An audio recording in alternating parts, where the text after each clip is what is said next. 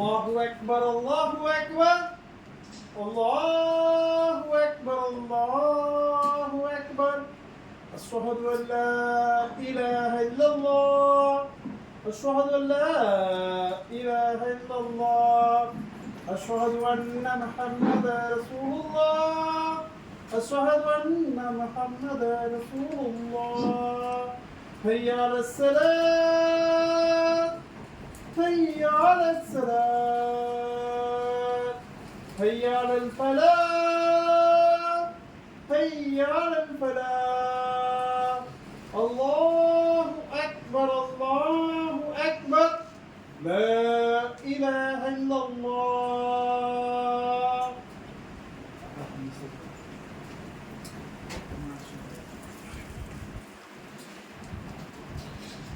Assalamu alaikum warahmatullahi wabarakatuh.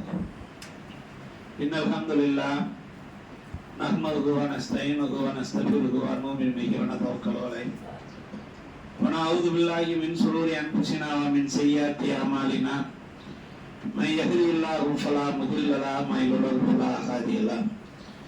Wa ashhadu an la ilaha illallah wahdahu la sharika lahu wa ashhadu anna Muhammadan abduhu wa rasuluhu.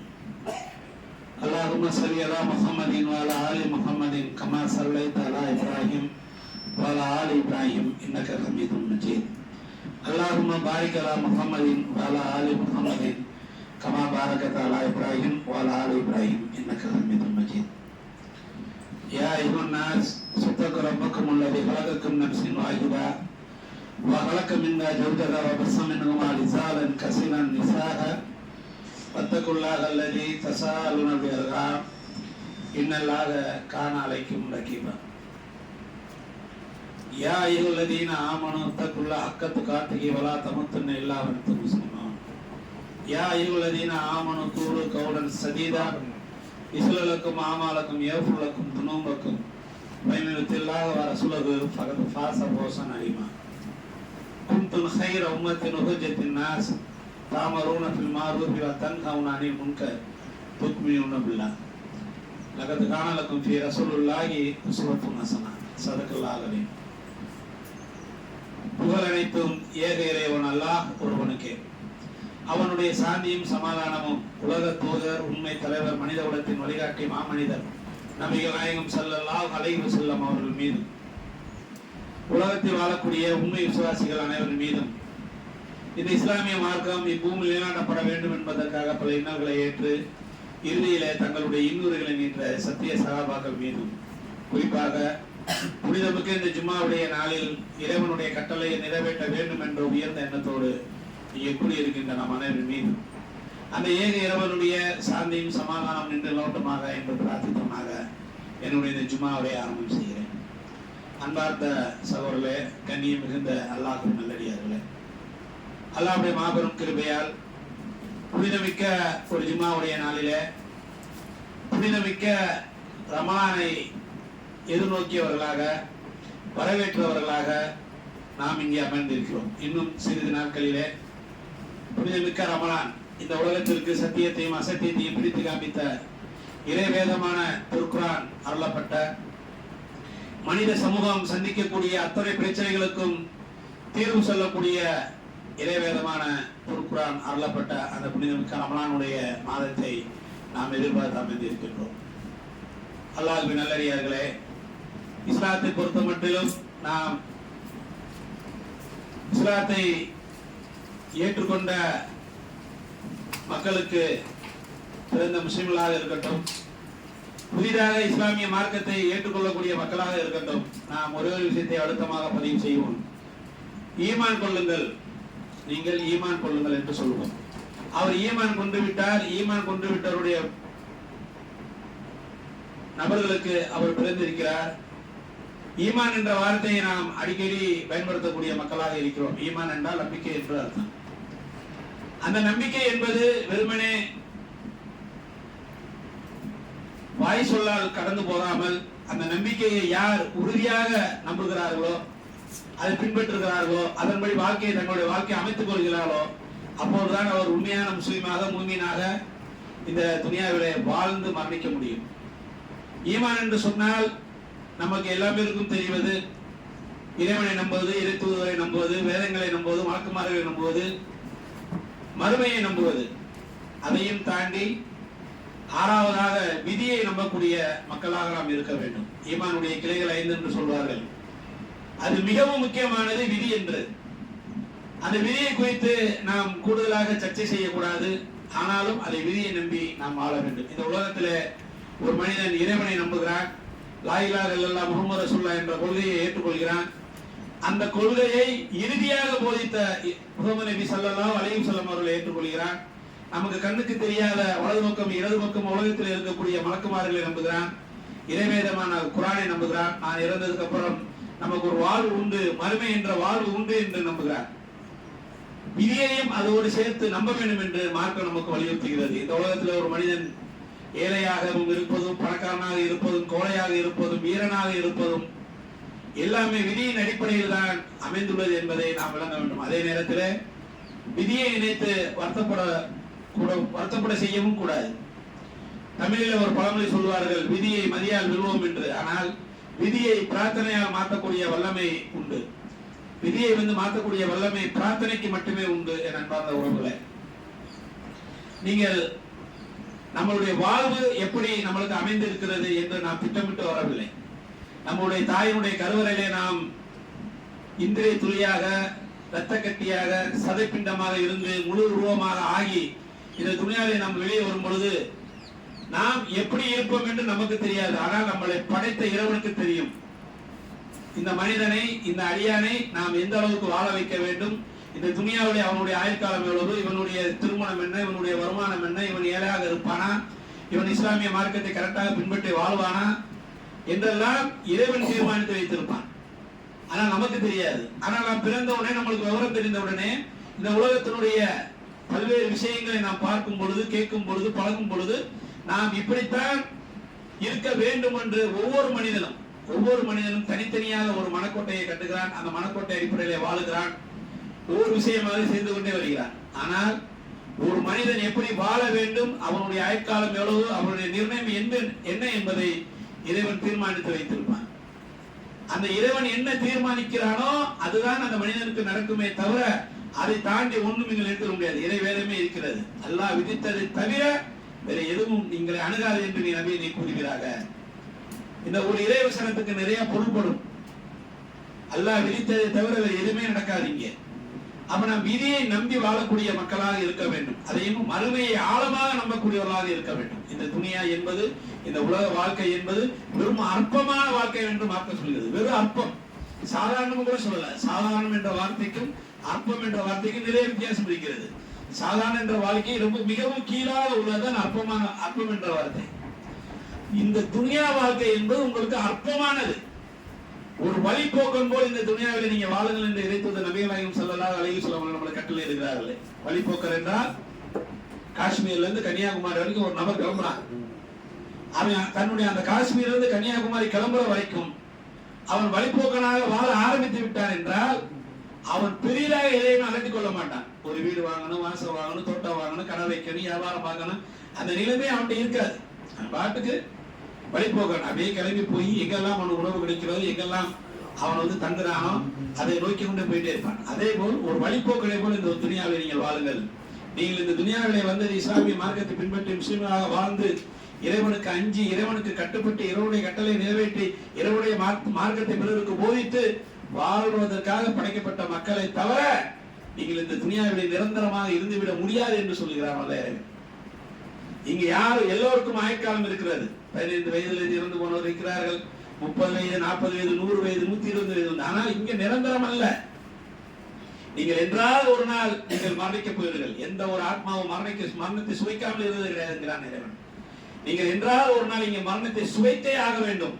அந்த மரணம் நிகழ்ந்த பிறகு அதோடு முடிந்து விடவில்லை ஒரு முஸ்லிமுடைய வாழ்க்கை. அதுதான் ஈமானுடைய அழுத்தமாக ஆழமான விஷயம் என்பதை நம்ம தெளிவாக உணர்ந்து கொள்ள வேண்டும். முஸ்லிம்களுக்கு மரணம் என்பது முடிவல்ல, அடுத்த வாழ்க்கையின் ஆரம்பம். ஒரு மனிதன் இறந்து விட்டான் என்றால் பிற மதங்களும் மார்க்கம் வேற மாதிரி சொல்லுகிறது. ஆனால் இஸ்லாம் மார்க்கம் தெளிவாக சொல்கிறது, மறுமை வாழ்க்கைக்கு அவன் தயாராக ஆகிறான். அவன் இறந்த பிறகு அவனை கொண்டு போய் கபர்ஸ்தானிலே வைப்பார்கள். அந்த கபர் வாழ்க்கை ஒன்று இருக்கிறது. அந்த கபரில் அவன் நல்லடியாளாக இருந்தால் அவன் வந்து புது மாப்பிள்ளை மூலம் தூங்குவான் அந்த கல்லறையில.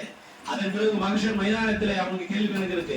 அதுக்கப்புறம் நிரந்தரமான சொர்க்கமும் நரகமும் காத்திருக்கிறது. அவன் நல்லடியாளாக வாழ்ந்திருந்தால் அவன் நிரந்தரமாக சொர்க்கத்திலே இருப்பான். அவன் தீயடிகராக இருந்தால் அவன் நரகத்திலே இருப்பான். இதை எவன் ஆழமாக அழுத்தமாக நம்புகிறார்களோ அவர்கள் தான் உண்மையான முஸ்லிம்கள், மூமின்கள் என்ற நிலைக்கு வருவார்கள். ஆனால் இன்னைக்கு மனித சமூகம், குறிப்பாக இஸ்லாமிய சமூகம் எந்த நிலையில் இருக்கிறது என்றால், மறுமையை விட, மகஷரை விட துனியாவுடைய வாழ்க்கையிலேயே முங்கி போன மக்களாக நம் மக்கள் இருக்கிறார்கள். அது தொழுகையாக இருக்கட்டும், நோன்பாக இருக்கட்டும், ஜக்காத்தாக இருக்கட்டும், எந்த துறையாக இருக்கட்டும், எந்த ஈமானுடைய எந்த கிளையாக இருக்கட்டும், நம்மளுடைய நிலைமை மிகவும் பலவீனமாக இருக்கிறது அன்பான சகோதரர்களே. அந்த நிலையை மாற்றி அமைக்க வேண்டும். அதற்காகத்தான் வாரம் ஒரு முறை ஜும்மா என்ற சட்டத்திலே நாம் மார்க்க விஷயங்களை கேட்கக்கூடிய மக்களாக இருக்கிறோம். ஜும்மா என்பது சாதாரண விஷயம் அல்ல. ஒரு மிகப்பெரிய ஒரு இஸ்லாமிய புரட்சியை, ஒரு இஸ்லாமிய மாற்றத்தை ஏற்படுத்தக்கூடியதா இந்த ஜும்மா என்பது. ஜும்மா என்பது சும்மா கடந்து போவதல்ல. லோகர் தொழுகை நம்ம என்ன செய்யறோம்? 4 ரக்காயத்து தொழுகிறோம். அந்த 4 ரக்காயத்தை 2ஆ சுருக்கி தான் நம்ம ஜும்மாவை தொழுகிறோம். அந்த ஜும்மா, அந்த 2 ரக்காயத்துக்கு பதிலாக தான் நம்ம பிரசங்கம் செய்யறோம். பிரசங்கம் பேசுபவரும் பிரசங்கம் கேட்பவர்களும் அந்த இஸ்லாமிய அடிப்படையில வாழ வேண்டும் என்றதுக்காக தான் ஜும்மா என்ற சட்டம். உலகத்தில் உள்ள எல்லா மக்களுமே, இந்த உலகம் அழியும் வரை அந்த ஜும்மாவுடைய பிரசங்கம் இருக்கும். இஸ்லாமிய சட்டத்திட்டத்தை தெளிவாக தெரிந்து கொண்டு அதை வாரம் முழுவதும், ஏன் மாசத்துக்கு ஒரு ஜும்மா வச்சிருக்கலாம், 3 மாசத்துக்கு வச்சிருக்கலாம், ஏன் வாரம் வைக்கிறார் என்றால், புனிதமிக்க இந்த வெள்ளிக்கிழமையை தேர்ந்தெடுத்து வைக்கிறோம் என்றால், வாரத்துக்கு ஒரு முறையாவது இஸ்லாமிய சட்டத்திட்டங்களை கேட்டால்தான் இந்த மனித சமூகம், இந்த இஸ்லாமிய சமூகம், இந்த முஸ்லிம் உம்மத்து அவர்கள் சரியாக அந்த ஷரியத் சட்டத்தை பின்பற்றுவார்கள் என்பதற்காக உலகம் முழுவதும் ஒரு சட்டம் ஏற்படுத்தி உலகம் முழுவதும் இஸ்லாமியர்களுக்கு 1 மணி நேரம் ஒதுக்கி இஸ்லாமிய சட்டத்திட்டங்களை விளக்கிக் கொண்டிருக்கிறோம். நான் உறவுகளை ஆக ஜும்மா என்பது சாதாரண விஷயம் கிடையாது. அந்த ஜும்மாவுடைய நாளிலே பேசக்கூடிய இஸ்லாமிய ஷரியத் சட்டம் தான் இஸ்லாமிய சாம்ராஜ்யத்தை உருவாக்கியது. எண்ணற்ற இஸ்லாமிய மார்க்கத்துக்காக தியாகம் செய்யக்கூடிய மக்களை உருவாக்கியது. இந்த இஸ்லாமிய மார்க்கம் அரபு தீபகற்பத்திலிருந்து இந்தியா நோக்கி வருவதற்கு காரணமாக இருந்தது. ஒரு முஸ்லிம் என்பவன் லா இலாஹா இல்லல்லாஹ் முஹம்மது ரசூலுல்லாஹ் என்ற கலிமா சொன்னதோடு மட்டுமல்லாமல் அந்த கலிமாவை பிறருக்கும் எடுத்து வைக்கக்கூடிய கடமைக்கு உட்பட்டவன் தான் முஸ்லிம், ஒரு மீன். இஸ்லாமிய மார்க்கத்துக்குள்ளே இருந்துவிட்டு இஸ்லாமிய மார்க்கத்தில் நாங்கள் வாழ்கிறோம் என்று சொல்வது பெருமை அல்ல, சிறப்பல்ல. தன்னுடைய வாழ்வில் யாராவது ஒரு நபருக்கு, அசத்தியத்தில் இருக்கக்கூடிய மக்களுக்கு சத்தியத்தை எடுத்து சொல்லி இந்த சத்தியத்தின்பால் அவனை ஈர்க்க வேண்டியது ஒரு முஸ்லிமுடைய கடமையாக இருக்கிறது. அல்லாஹ்வுடைய தூதர்கள் 40 வயதிலே தன்னுடைய ஏகத்துவ பிரச்சாரத்தை ஆரம்பித்தார்கள். அவர்களுக்கு 53 வயசு ஆகும்போது மக்கா நகரத்திலிருந்து மதீனா நகருக்கு ஹிஜ்ரத் போகிறார்கள். இந்த 13 ஆண்டுகளிலே அவர் கிட்டத்தட்ட 100-150 மக்களை மட்டும்தான் வென்றிருக்க முடிந்தது. அன்பான சகோதரர்களே, அவ்வளவு நெருக்கடியாக, அவ்வளவு கஷ்டத்திலும் அவ்வளவு துன்பத்திலும் அங்கே அவர் வாழ்ந்தார்கள். இஸ்லாமிய மார்க்கத்தை எடுத்து போதிக்கக்கூடிய அளவுகளுக்கு அவருக்கு அங்க ஆள்பலம், படைபலம், பணபலம் எல்லாம் குறைவாக இருந்தாலும் மிகவும் எதிரிகளுடைய தாக்குதலுக்கு உள்ளாதவராக இருந்தார்கள். அதனால்தான் 13 ஆண்டுகளிலே வெறும் 150 சொச்ச மக்களை, 135 மக்களை இஸ்லாத்துக்கு கொண்டு வர முடிந்தது. காபத்துல்லாஹ்விலே அல்லாஹ்வுடைய தூதர் தன்னுடைய தலையை சாய்த்துக் கொண்டு இந்த நகரத்திலே யாராவது ஒரு ஆள் முஸ்லிமாக மாறிவிட மாட்டார்களா என்று ஏங்கிய காலம் உண்டு. அன்பான சகோதரர்களே, அதன் பிறகு அல்லாஹ்வுடைய கட்டளைப்படி அவர்கள் வீடு, வாசல், சொத்து, சுகம் அனைத்தையும் மறந்து துறந்து அவர்கள் ஹிஜ்ரத் என்ற அந்த புனித பயணத்தை மேற்கொண்டு மதீனாவுக்கு சென்று அதன் பிறகுதான் அந்த 10 ஆண்டுகளிலே கிட்டத்தட்ட 1,00,000 சஹாபாக்களை உருவாக்கினார்கள். 1,00,000 பேரை முஸ்லிமாக மாற்றினார்கள். அல்லாஹ்வுடைய தூதர் ஹஜ்ஜத்துல் விதா, இறுதி ஹஜ் என்று சொல்லக்கூடிய அந்த ஹஜ்ஜிலே, அந்த அரஃபா மைதானத்திலே அல்லாஹ்வுடைய தூதர் இறுதியாக பிரசங்கம் செய்யும் பொழுது லட்சக்கணக்கான மக்கள் கூடியிருந்தார்கள் என்ற செய்தியை நம்ம வரலாற்றில் படிக்கிறோம். அன்பான சகோதரர்களே, ஆக கிட்டத்தட்ட 23 ஆண்டுகளிலே அல்லாஹ்வுடைய தூதர் அவர்கள் லட்சக்கணக்கான மக்களை இந்த சத்தியத்தின்பால் அழைத்திருக்கிறார்கள். அதற்கு வரலாறு சான்று பகர்கிறது. ஆனால் அவருடைய உம்மத்தாக இருக்கக்கூடிய நாம் லகத் கானலக்கும் ஃபீ ரசூலுல்லாஹி உஸ்வத்துன் ஹஸனா என்று அல்லாஹ்வுடைய தூதரை முன்மாதிரியாக, வழிகாட்டியாக ஏற்றுக்கொண்ட நாம் நம்மளுடைய வாழ்நாளை எத்தனை பேர் இஸ்லாத்துக்கு கொண்டு வந்திருக்கிறோம் என்பதை நினைத்து பார்க்க கடமைப்பட்டுள்ளோம். நம்மளுக்கு 25 வயது விவரம் தெரிந்த வயதிலிருந்து நம்மளுடைய 50 வயது வரை கிட்டத்தட்ட 25 ஆண்டு காலம் குறைஞ்சது எத்தனை பேர் இந்த சத்தியத்தின்பால் அழைத்திருக்கிறோம், அந்த சத்தியத்தின்பால் அழைப்பதற்கு நம்ம என்ன உதவி செய்திருக்கிறோம், அதற்காக நம்ம என்ன மெனக்கட்டி இருக்கிறோம் என்பதை ஒவ்வொரு இஸ்லாமிய சகோதரனும், இஸ்லாமிய சகோதரியும், இஸ்லாமிய உம்மத்தும், ஒரு ஜமாத்தாளர்களும், இயக்கவாதிகளும் தங்களுக்குள்ளே கேள்வி கேட்கக்கூடிய நிலையை உருவாக்க வேண்டும். இஸ்லாமிய மார்க்கத்தை எடுத்து சொல்வதற்காகத்தான் நாம் முஸ்லிமாக படைக்கப்பட்டிருக்கிறோம். முதல்ல நாம் முஸ்லிமாக மாறி, மூமினாக முஸ்லிமாக பிறந்து, மூமினாக மாறி அல்லாஹ்வுடைய சட்டத்திட்டத்தை சரியாக உணர்ந்து அதன்படி வாழ்ந்து நாம் இந்த இஸ்லாமிய சட்டத்தை பிறருக்கு எச்சரிக்கக்கூடிய மக்களாக இருக்கிறோம். இஸ்லாமிய இந்தியாவை பொறுத்த மட்டிலுமே இஸ்லாமிய மார்க்கத்தை போதிக்க வந்த எத்தனையோ தீர்க்கதரிசிகள் இருக்கிறார்கள். தீர்க்கதரிசிகள் எத்தனை நல்லடியார்கள் இருக்கிறார்கள். அவுலியாக்கள் என்று சொல்லக்கூடிய இருக்கிறார்கள். அவர் இஸ்லாமிய மார்க்கத்தை போதித்தார்கள். இஸ்லாமிய மார்க்கத்தை போதித்தனால்தான், இஸ்லாமிய மார்க்கத்தின் அடிப்படையில் நீதியான ஆட்சியை நடத்தினால்தான் இங்க இருக்கக்கூடிய 100% மக்களில அவர்கள் 25% மக்களை இஸ்லாம் பால் அழைக்க முடியாது. இல்லைன்னா நம்மளுக்கு இஸ்லாம் கிடைத்திருக்காது. நாம் ஏதோ ஒரு சமயத்திலே ஆண்டான் அடிமை என்ற கொள்கையை நாம் வாழ்ந்து கொண்டே இருப்போம். நம்மளுக்கு இஸ்லாத்தை போதிப்பதற்காக எத்தனை நல்லடியார்கள் வந்திருக்கிறார்கள். அவர்களுடைய தியாகம் தான், அவருடைய உழைப்பு தான் நாம் இங்கே முஸ்லிம்களாக வாழ்ந்து கொண்டிருக்கிறோம். முஸ்லிம்களாக வாழ்வதனுடைய ஒரே ஒரு சிறப்பு மறுமையில தான் உங்களுக்கு கிடைக்குமே தவிர, இந்த துனியாவிலே நீங்கள் கஷ்டப்படலாம், நஷ்டப்படலாம், பாதிக்கப்படலாம், உரிமைகளை இழக்கலாம், கொல்லப்படலாம், வேதனைக்குள்ளாக்கப்படலாம். ஆனால் எதுவுமே இது நிரந்தரம் அல்ல. நீங்கள் முஸ்லீமாக வாழ்ந்தால் தான் நீங்கள் மறுமையில சொர்க்கத்துக்கு போக முடியும். இதைத்தான் மார்க்கம் ஈமான் என்று அழுத்தி சொல்கிறது. முஸ்லீமை நம்ம வாழ வேண்டாம், அதுல நம்ம ஒரு காம்ப்ரமைஸ் பண்ணிக்கிறோம், அட்ஜஸ்ட்மெண்ட் பண்ணிக்கிறோம் என்றால் இங்க எந்த பிரச்சனையுமே நடக்காது. உங்களுக்கு எல்லா சலுகைகளும் கிடைக்கப்படும். முஸ்லிம் உம்மத்துக்கு எல்லா சலுகைகளும் கிடைக்கப்படும். நாம் ஈமானோடு உறுதியாக இருப்பதனால்தான் இங்கே துன்பத்துக்கு ஆளாகி இருக்கிறோம். ஆனால் நம்ம பட்ட துன்பத்தை விட அல்லாஹ்வுடைய தூதர் நபி ஸல்லல்லாஹு அலைஹி வஸல்லம் அவர்களும் அவர்களை பின்பற்றி வாழ்ந்த சத்திய சகாபாக்களும் நம்மளை விட 1000 மடங்கு, லட்சம் மடங்கு கஷ்டங்களை சந்தித்துத்தான் இஸ்லாமிய மார்க்கத்தை உயிரோட்டமாக ஆக்கி நமக்கு கொடுத்திருக்காங்க. என்பான சகோதரர்களே, அப்ப இஸ்லாம் என்பது இந்த துனியாவிலே உங்களுக்கு கஷ்டத்தை கொடுத்தாலும் மறுமையிலே நிரந்தரமான சொர்க்கத்தை கொடுக்கும். அதே நேரத்தில் இஸ்லாமிய மார்க்கத்தில் எந்த நிர்பந்தமும் கிடையாது, எந்த கஷ்டமும் கிடையாது, எந்த செலவினங்களும் கிடையாது. இங்கே ஒரு முஸ்லிம், ஒரு மூமினாக அவன் வாழ ஆரம்பித்து விட்டால் அவனுக்கு எதுவுமே சாதாரணமாகிடும். நீங்கள் அல்லாஹ்வை அஞ்சி மட்டும் நடங்கள், பிற வஸ்துகள் எல்லாம் உங்களை கண்டு பயப்படும். நீங்கள் அல்லாஹ்வை அஞ்சவில்லை என்றால் பிற வஸ்துகளை பார்த்து நீங்கள் பயப்படுவீர்கள். ஆகவே நாம் எப்பொழுதுமே உண்மையான ஒரு முஸ்லீமாக, ஒரு மூமினாக, ஒரு முஜாஹிதீனாக இந்த துனியாவிலே வாழ்ந்து இந்த இஸ்லாமிய மார்க்கத்தை அறியாத மக்களுக்கு போதிக்கக்கூடிய மக்களாக, நன்மக்களாக நாம் எப்போதும் வாழ வேண்டும் என்ற செய்தியோடு என்னை முதல்வர் நிறைவு செய்கிறேன். அல்ஹம்துலில்லாஹ்.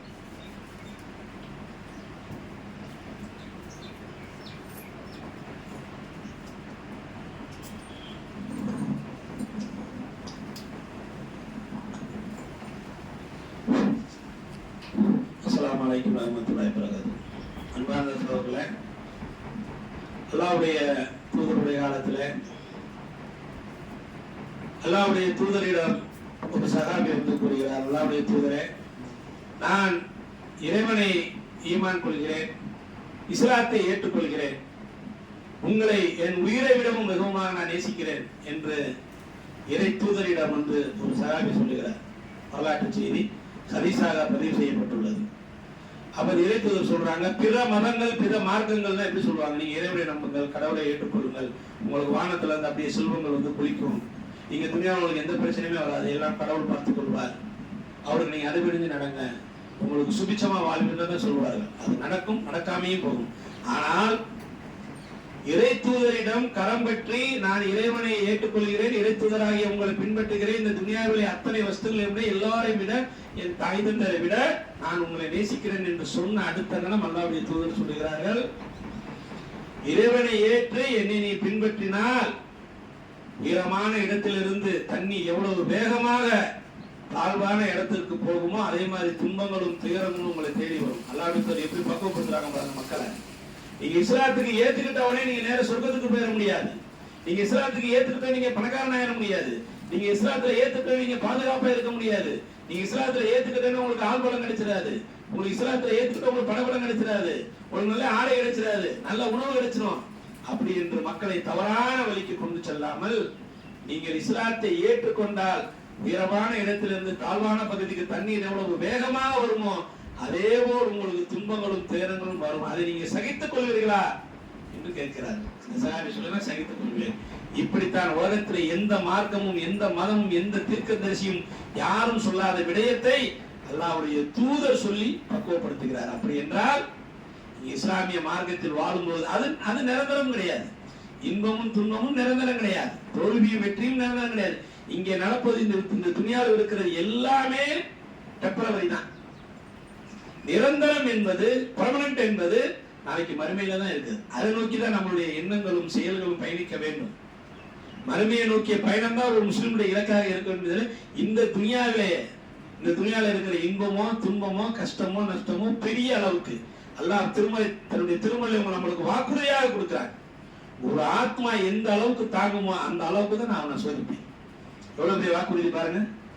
ஒரு ஆத்மா எந்த அளவுக்கு தாங்குமோ அந்த அளவுக்கு தான் அவனை சோதிப்பேனே தவிர ஒரு ஆத்மா தாங்காத அளவு நான் சோதிக்க மாட்டேன். நல்லா வாக்குறுதியா பிராமிஸ் பண்றான் தன்னுடைய வேதத்தை. அதனால இஸ்லாமிய மக்கள், இஸ்லாமிய உம்மத்து, இஸ்லாமிய ஜமாத்தார்கள், இஸ்லாமிய இயக்கவாதிகள், முஸ்லிம்களாக இருக்கக்கூடிய அனைவர்களும் நாம் ஒரு விஷயத்தை நன்றாக தெரிந்து கொள்ள வேண்டும். இந்த துனியா என்பது வெறும் நிரந்தரம் அல்ல. நிரந்தரம் என்பது மறுமை. இந்த துனியாவில் என்ன வேணாலும் நடக்கலாம். நாம் உண்மைக்காக போராடக்கூடிய மக்களாக, உண்மையை பேசக்கூடியவராக, சத்தியத்தின்பால் நிற்கக்கூடியவர்களாக, இந்த உம்மத்தை பாதுகாக்கக்கூடியவர்களாக, இந்த உம்மத்திலே சேர்ந்து நடக்கக்கூடியவர்களாக, ஒரு முஸ்லிமுடைய மானத்தை காப்பாற்றக்கூடியவராக, அவருடைய உரிமையை மீட்டுக் கொடுக்கிறவராக, அந்த ஒரு முஜாஹித் என்ற ஒரு அந்த கெட்டப்பிள்ளை, அந்த செட்டப்பிள்ளை தான் நாம் என்ன செய்ய வேண்டும்? வாழ்ந்து மறைக்க வேண்டும். அப்படித்தான் இறை தூதர் அவர்கள் வாழ்ந்தார்கள். அப்படித்தான் இறை தூதரை பின்பற்றிய சகாபாக்கள் வாழ்ந்தார்கள். அப்படி வாழ சொல்லிதான் இறை வேதமும் இறை தூதருடைய போதனையும் கட்டளையிடுகிறது. ஆகவே எந்த செய்தியை கேட்டோமோ அந்த செய்தியை நடைமுறைப்படுத்தக்கூடிய மக்களாக வல்லார் ரஹ்மான் உங்களையும் என்னையும் ஆக்கி அருள வேண்டும் என்று பிரார்த்தித்தோனாக. வாயிதவான் அல்ஹம்துலில்லாஹி ரப்பில் ஆலமீன். அஸ்ஸலாமு அலைக்கும் வரஹ்மத்துல்லாஹி வபரகாத்துஹு.